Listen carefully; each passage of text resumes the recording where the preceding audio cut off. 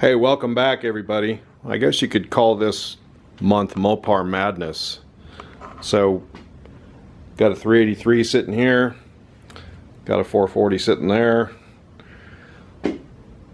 got another 383 sitting there, and of course this is the next segment in our 440 build. So I did a couple of things off camera, not too much. One of the couple of things I added is the Chrysler has a screw-in pickup screen, and this is an aftermarket Milodon.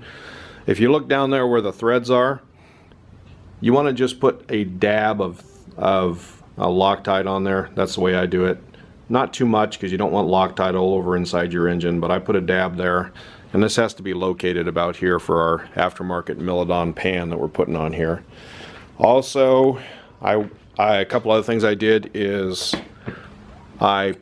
you want to put this oil shield on, make sure that's on there, and of course we put the chain on in another segment and make sure it's torqued. At this point also double check and make sure all of your mains and rods are torqued. If you'll notice, I use paint markers on these to denote that they've been torqued, so we've double checked that. I also put the lower seal housing on. It's an aluminum housing that takes the lower seal, and there's a couple of seals that go in the side. They go along the side here, kind of like a 390 Ford, and I use a little bit of really good sealer on those. I like the if you guys want some great sealer, this stuff here, it's kind of hard to see this, but it's actually called Seal Packing, and it's made by Toyota. This is the best sealer that I have ever found. The stuff's guaranteed not to leak. It works great. And of course you can use like Ultra Black on some of this stuff too. So at this point we're basically ready to put the pan on this turkey. Everything on the bottom end is checked and double checked, and all the clearances are right and everything's torqued. And so the next step is I also put some of that sealer on, and I put the gasket onto the block for the front cover. The next step is the front cover. Also installed the new seal into the front cover. You want to make sure you get this installed correctly. I put it on my press, and I use a driver in here, a seal driver. You don't want to pound those in with a hammer. You're almost guaranteed to ruin it if you do that. So the next step is we'll get the front cover on and the pan. So get your gasket on, get your cover on, get the bolts in it, snug the bolts up, and you will be in business.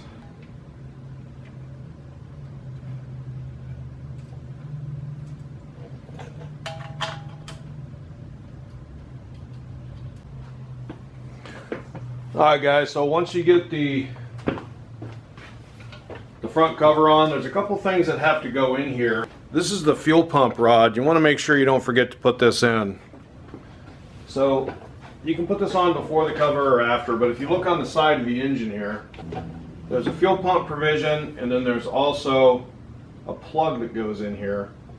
The plug covers up the hole where the fuel pump rod goes. You want to make sure you get this in. You can put this in before you put the cover on if it's easier for you. I've done enough of them, I don't really need to do that. So there's a hole that's directly in line with this plug. And once you get that in there, it'll just slide right in.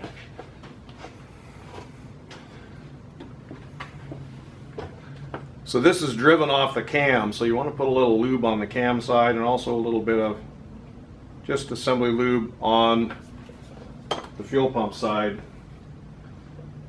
You just put that straight in directly, just follow the center of that hole, and you'll feel it go into the fuel pump hole in here. There it goes, and it will slide right into that hole. You can actually go through this hole here and you can feel that. So that's all the way bottomed out in that hole, and then you're just going to block this off with a plug, and of course your fuel pump goes here. Okay, so got the cover on, got all the bolts torqued up, got the fuel pump rod in. Now we're ready for our pan. I would caution you on the pan not to use massive amounts of silicone, although the transitionary points back here where the seal housing meets the block and also where the front cover meets the block, it's important that you seal that, otherwise you're going to have problems. We already got our Fel-Pro gasket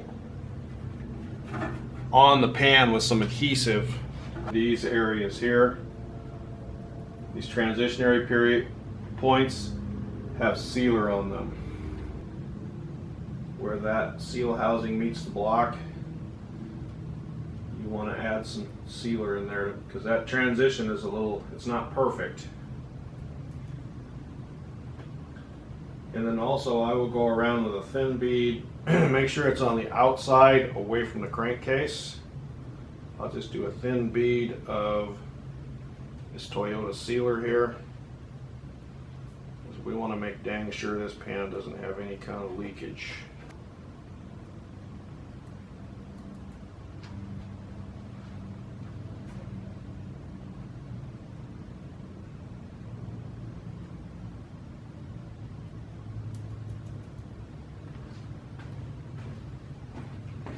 Okay, so very thin bead of that Toyota adhesive all the way around the outside of the bolts. Our oil pan is already cleaned and the gasket is adhered to the pan, and so we're ready to go on. So just take your pan, put it straight down on, line your bolt holes up, and then it's just a matter of getting the bolts in and torquing them. Alright guys, so I did some stuff off camera that I didn't really think was pertinent to show because it's pretty simple. I put the harmonic balancer on there. We have a pressing tool for that. I've got a bunch of videos where we're doing that. Installed the fuel pump, with the new gasket. I got the water pump housing gaskets on here with silicone on both sides, and also I put the new oil pump on, and I hit this with a little bit of paint, Mopar orange. The next thing is we got this water pump housing. The water pump actually goes here, the thermostat goes here. The thermostat in this thing was nasty, so I took it out and cleaned it. We're going to get a new one, but this just goes on with 6 bolts here. So once you get your gaskets on there, and it's a good idea to put the balancer on first because this kind of gets in the way of that. But now that we've got this all cleaned up, we can get our 6 bolts started here. Try to do this without moving your gasket. And you are in business. You just torque this up once you get the bolts started. The water pump actually goes on here. The water pump is shot on this motor, so I've got to get another one of those. I also have to get a valley pan tomorrow. So really, we got once you get to this point, the last couple of things are the water pump, the valley pan, the intake, and the valve covers. Unfortunately, this customer did not bring me the intake. He's going to put it on himself, and so we won't be doing that, but that's pretty straightforward. The water pump I will get. So we'll get these torqued up, get our water pump, our valley pan. Alright, so next I've got what we want to do is put our valley pan on. I don't actually have the intake for this engine, but if you'll notice on the valley pan, we've got these attaching brackets. There's one in the front, it takes 3 bolts, and then there's another one in the back. And one thing I would encourage you to do, if you read the instructions in the Fel-Pro gasket kit, they encourage you to put silicone underneath, and you see I've got the black silicone underneath there between the valley pan and the block and the front and the back. You don't want this thing to suck any air at all underneath it. You don't want it to leak oil, and you don't want the intakes to suck air. So, and this is actually the only gasket that these engines use for the intake, so it's a steel intake gasket. So I also put a little bit of silicone on the bottom of the intake runners here on each one, and Fel-Pro also encourages that. So at that point, it's just a matter of snugging these end brackets down, and you're pretty much in business. It's ready for the intake. Like I said, I don't have the intake for this engine, but I want to make sure that this valley pan is on here and it's prepared for the customer when he installs his intake manifold.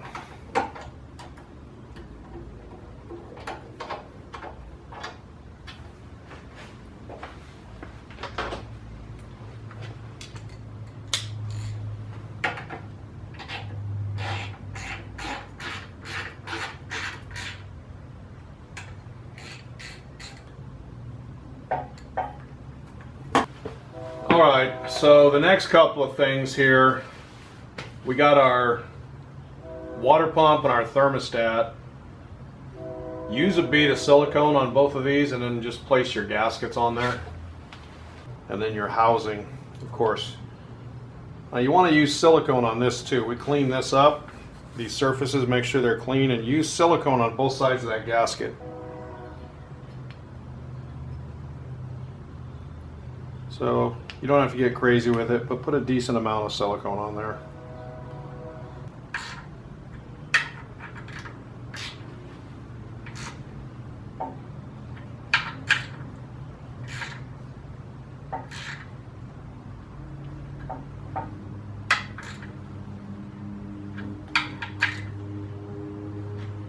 Torque those up and we're done with that. Then we come over here to the water pump gasket. You want to place your gasket on the block. We've got our silicone on there already. Now as far as the water pump goes, this is our new pump, guys. There's a weep hole on this pump right there. That goes to the bottom.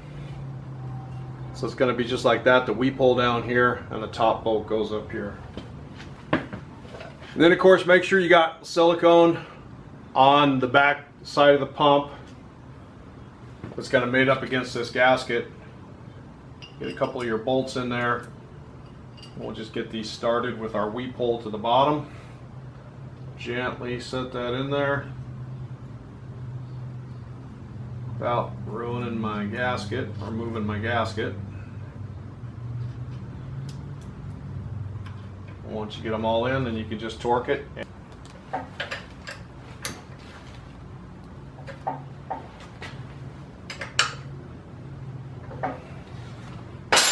Alright, so there you have it, guys. That is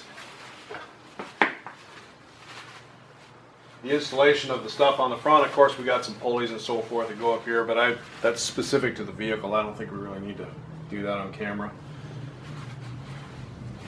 There's only a couple things left to do.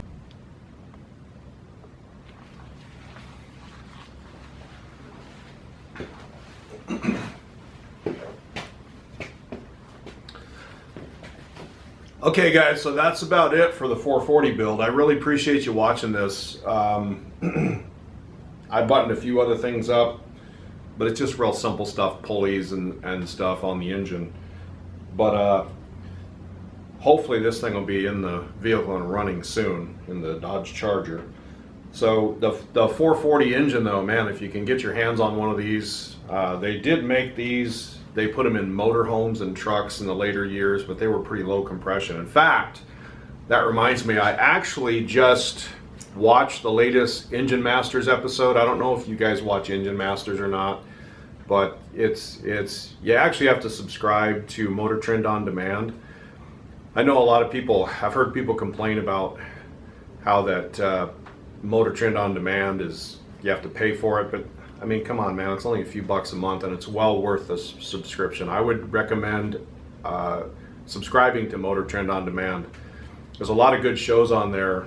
The ones that I specifically like are the grassroots shows like Roadkill, Engine Masters. I just watched an Engine Master, and David Freiberger and Steve Dolchek and Steve Brule. They filmed this show, these episodes, at a company called West Tech Performance in California, where they dyno engines, and they basically just take stuff and dyno it and test it. They got some really good stuff on there for grassroots people. I like it because it's actually something that the average guy or gal can do at home in their garage. You know, it's not this, you know, some of the shows you watch and it's like, yeah, we spent $180,000, but we're still in budget. You know, it's like, it's not even in the realm of reality for most people. But the stuff that they do on Engine Masters and Roadkill and some of these others, so Hot Rod Garage is a good one. This is stuff that's doable. It's really practical stuff that the average hot rodder can do.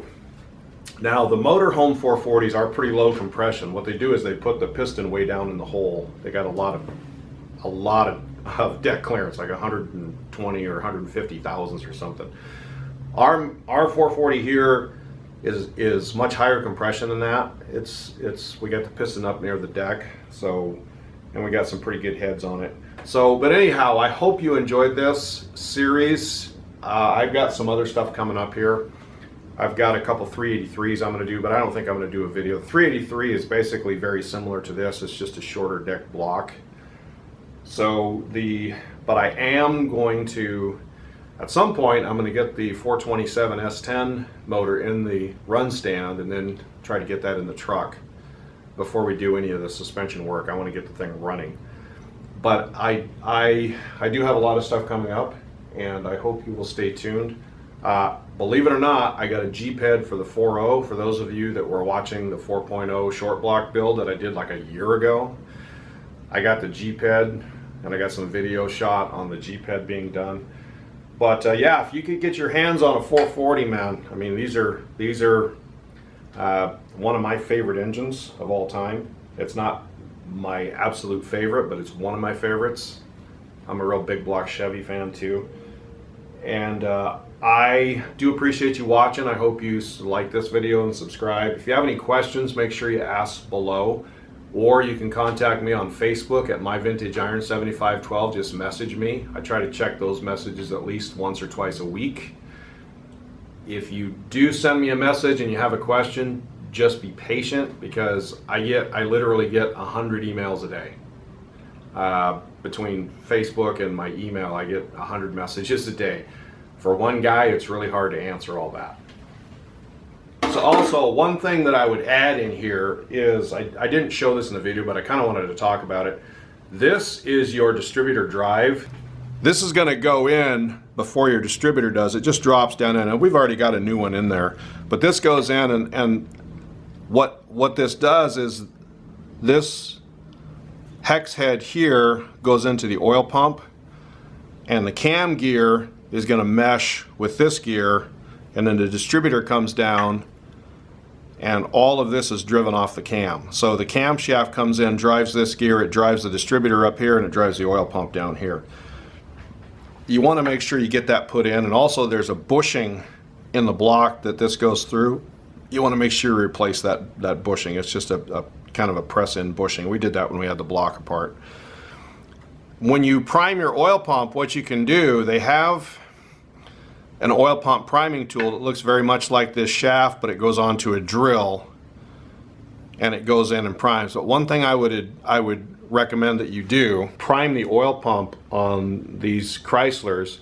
You have to turn your drill counterclockwise. The distributor rotates counterclockwise on these engines, so you're going to turn your drill backwards when you get that tool in there to prime the oil pump. And you definitely want to prime it. You want to get the oil in it, you want to get a drill on it, a priming tool, and make sure this thing has full oil pressure before you fire it up.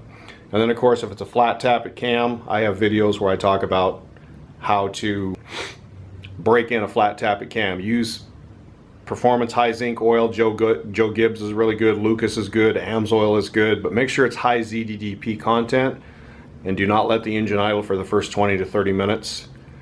And make sure you do your cam break in correctly. I have, actually, if you need a link or if you need instructions on how to break in a flat tappet cam, I can put a link down below, or I can copy and paste the link from one of my other videos where I actually walk through how to break a flat tappet camshaft in and what oil to use and so forth. So, and 440 Chrysler, fantastic engine. I really enjoyed building this. I had a good time doing it. I like building these big block Chryslers. They're fun, and they make gobs of power if you build them right. This one here is kind of a mild engine. It's on the mild side. I'm guessing our horsepower on this is going to be 340, 350-ish, but the torque is always a lot higher. These are torque monsters. So the torque, I'm guessing 450 to 475 on this engine, because it does have pretty good compression, and it's got really good heads on it. So, and it's also going to have an aftermarket intake and so forth, and that does help a lot. So thank you very much for watching this build. I will talk to you very soon. There's a bunch of builds coming up, so stay tuned. Like, subscribe, message me on Facebook at MyVintageIron7512 with any questions that you have. Thank you very much for watching. I will talk to you very soon, I promise.